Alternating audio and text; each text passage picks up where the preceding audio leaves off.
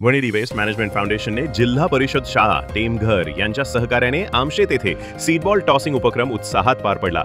यावेळी रिठा आणि चिंचेच्या बिया जंगलात टाकून जैवविविधतेचे जतन करण्याचा आणि नैसर्गिक जलस्रोतांचे संवर्धन करण्याचा संदेश देण्यात आला।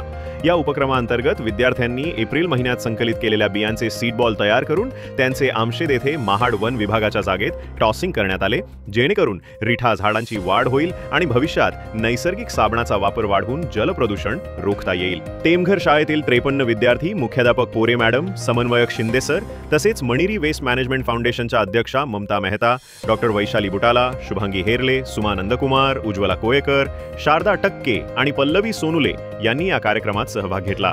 या उपक्रमासाठी MMA CETPचे निखिल भोसले व स्मिता डोळस यांनी आयोजन, तर बसची सुविधा प्रिव्ही स्पेशालिटी केमिकल्स लिमिटेड यांनी उपलब्ध करून दिली।